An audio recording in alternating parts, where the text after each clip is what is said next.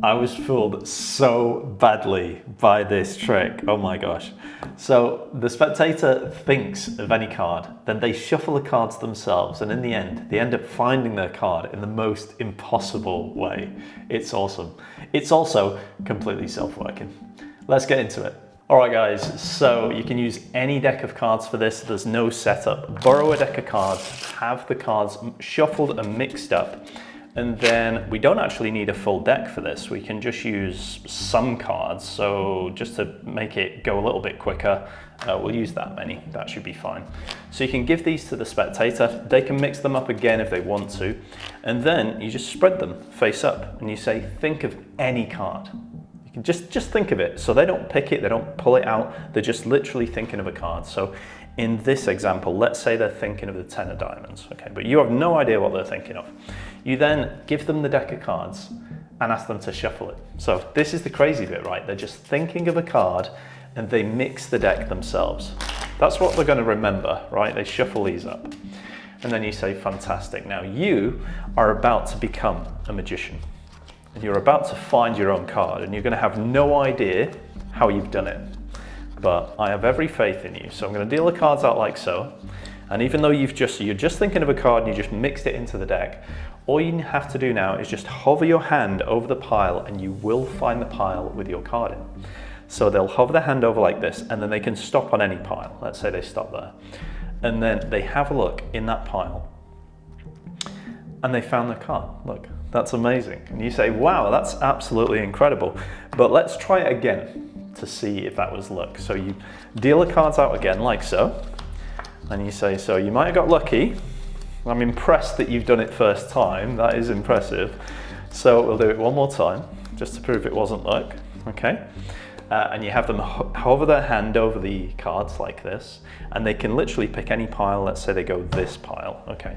And they have a look inside, and then they didn't find it this time. You say, okay, that's fine. I'll give you another go. So they go over this pile like so, and they'll hover over and they might stop on this pile. And you say, okay, have a look. Is your card in this pile? Yes. Okay. You see, you just drop the ball a little bit, but I tell you what, you've got it right once and you got it wrong once. So we'll do a tiebreaker. We'll do it one more time. And this time, this will decide whether you will become a magician. But I've got every faith that at the end of this trick, you will become a magician. And you say one last time, hover your hand over the deck. So they can hover their hand over any pile, they can stop on any pile, they've got a free choice, they have a look inside and they didn't find it. Okay, you say, well, have a look at the other two. Yeah, just guess on the other two. Use your intuition, your psychic powers. They choose a pile and now they have a look. They didn't get it either. You say, well, don't be disappointed because you're going to find your card in the most incredible way. Here's the mind-blowing thing. Remember, they're just thinking of a card and they shuffle these cards. You give them the cards and you say, what I'd like you to do is I'd like you to just deal the cards on the table like this.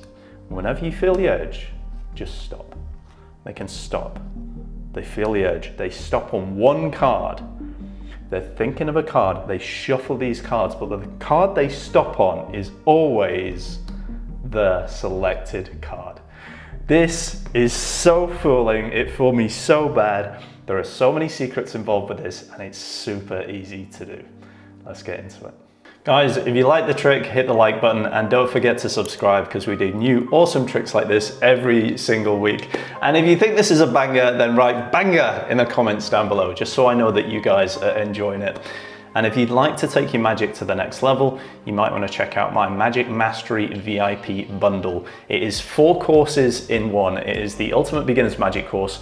It's the best self-working card tricks ever. And it is 2 masterclasses, both of which sold out within the first few days of me announcing them. It's everything that you need to take you from beginner to pro. So I'll put a link on the screen. I'll pop a link in the description below. But right now we're going to get into the explanation for this one. Let's get into it. All right guys, so let's get into the explanation for this one. Now there are a few things that make this trick so powerful. The thing that they'll remember at the end is that they just thought of a card and they shuffle the cards throughout. And then in the end, they find their own card. Those 3 things combined make this so strong. So don't underestimate this trick, give it a go. So you borrow a deck of cards, you have the cards shuffled up. And then you don't need a full deck for this. In fact, you need exactly 27 cards. But I don't announce the fact that it's 27. All I'm going to do is I'm going to spread through the cards and secretly count 27 cards. Now, the easiest way to do this is by pushing over groups of 3. Okay, so I'm just pushing over a group of 3, and I'm going to do this 9 times. So that's 1, 2, 3, 4, 5, 6, 7, 8, 9. And I do this as I'm talking, explaining what we're about to do. So there's no heat on it, so the spectator has no idea how many cards are here.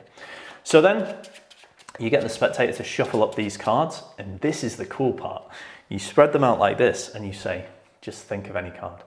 So you're not dealing cards into piles or any of that rubbish.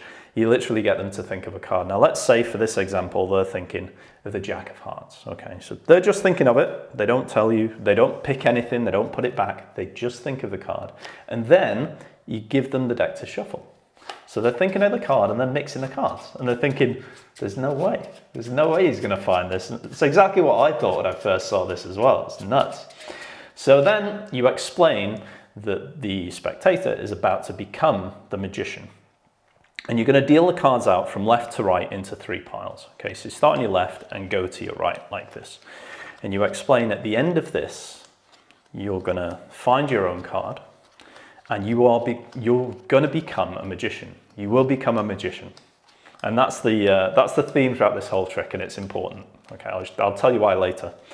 So you've dealt out the piles, and you say to them, what I want you to do is just to hover your hand over the 3 piles, and you'll get an impression over one pile.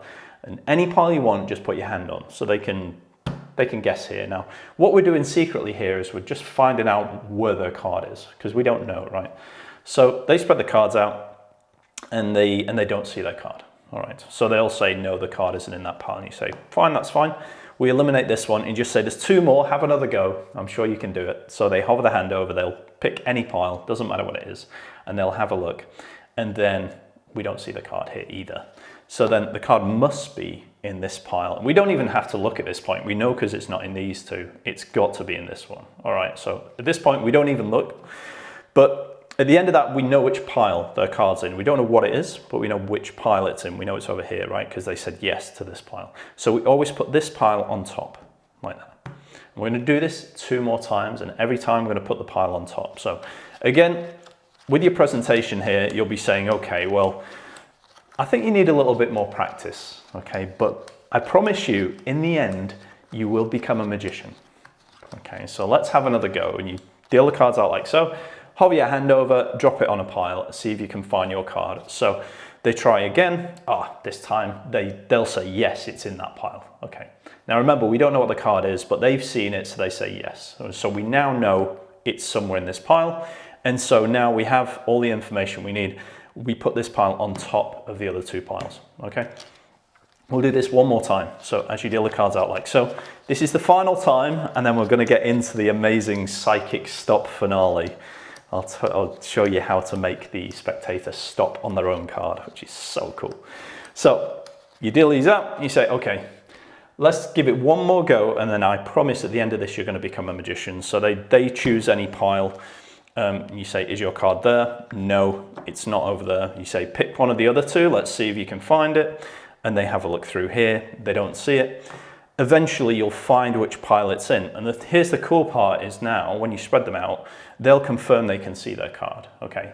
But because of the procedure now, bearing in mind that they just thought of a card and they shuffled it into the deck, because of the procedure that we've just done, their card will always now be 7 from the top of this packet. So that's 1, 2, 3, 4, 5, 6, 7.